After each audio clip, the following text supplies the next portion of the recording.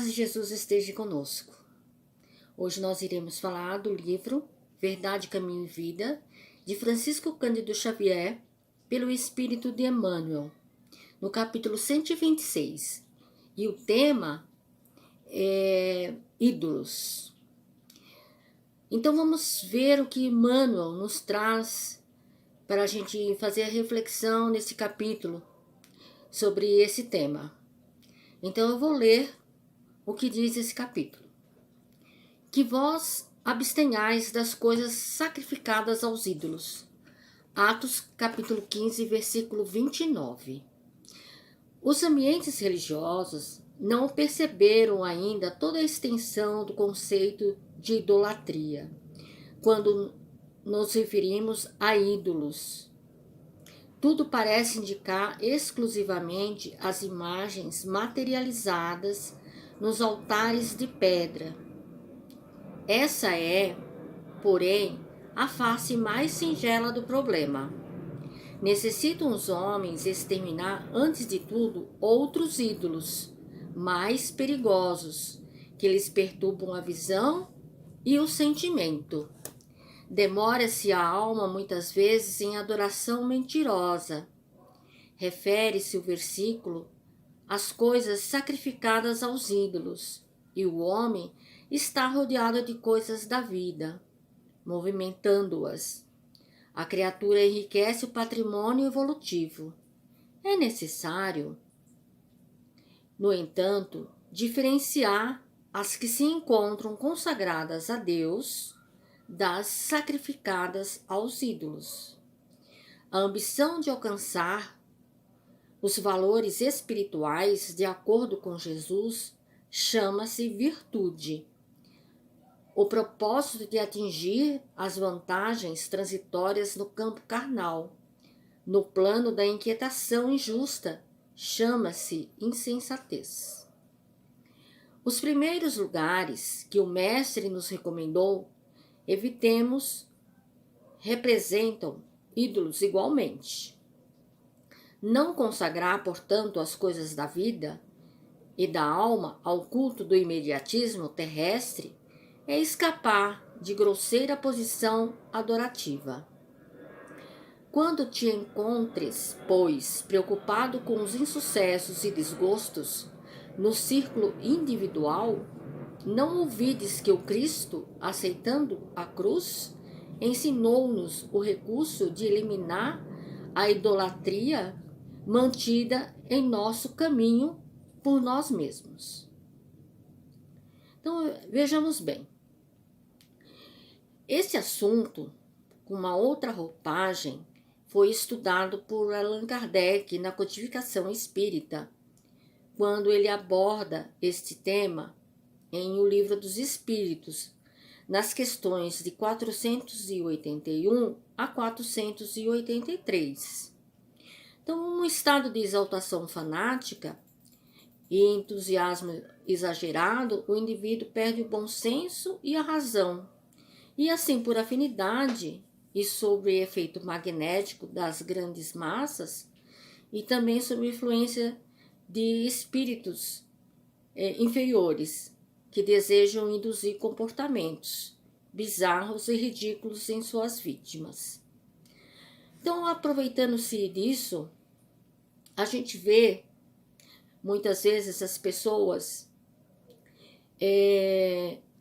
transferindo hoje em dia esses ídolos para artistas, esportistas.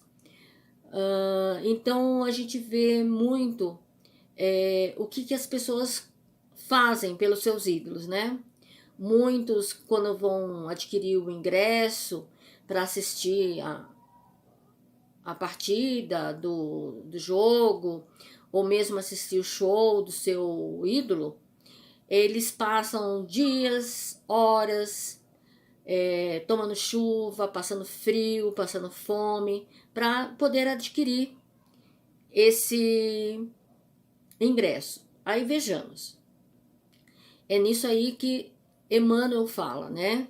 Naquela parte que essa parte de ídolos pode ficar mais perigosa, porque a gente pode modificar o nosso pensamento, que em outra determinada situação a gente não iria fazer esse tipo de coisa, a gente iria ter mais bom senso, digamos assim, né?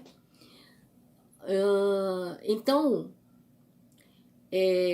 não é que seja proibido você ter ídolos, não, você pode ter, mas podemos apenas dar o valor do seu talento,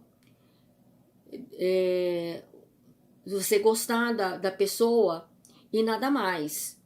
Mesmo os grandes homens que estiveram aqui na Terra, que passaram por aqui, deixando muitas vezes uma mensagem positiva, foram seres imperfeitos, né? São seres imperfeitos como nós somos, cheios de imperfeições. Então, é por isso que devemos dar o valor nesse sentido, porque somos seres imperfeitos. E o único ser que realmente passou aqui na Terra, que trouxe uma mensagem, viveu um ensinamento e que era um ser perfeito que nós podemos seguir como modelo e guia da humanidade, esse ser é Jesus. Mas não aquele Jesus místico, né? Mas aquele Jesus homem que esteve aqui encarnado entre nós. E nós sabemos que essa parte de ídolos é muito enraizada dentro de nós, desde o começo do mundo, desde que o mundo é mundo. Então, se a gente for olhar as histórias lá atrás, a gente vai perceber que sempre teve os ídolos de pedra, as estátuas, as imagens para serem adoradas. E um exemplo bem claro disso é quando Moisés retira o seu povo do Egito, da escravidão, e leva para a terra prometida. E enquanto ele esteve na montanha, no Monte Sinai, recebendo as tábuas da lei, o que o povo fez? Construiu um boi de ouro. Para quê? Para que fosse adorado. Nós ainda temos dentro de nós essa necessidade de estar vendo, né, a imagem, tá vendo a estátua, para podermos concentrar em relação aos nossos pedidos, às nossas orações. Aí eu deixo para nós podermos refletir essa semana. Até que ponto eu ainda preciso de uma imagem para poder me concentrar e fazer as minhas orações?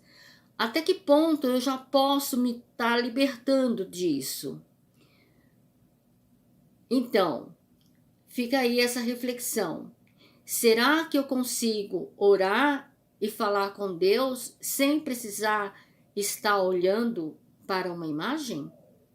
Então, uma boa semana a todos e que Jesus fique conosco durante essa semana. Muito obrigada.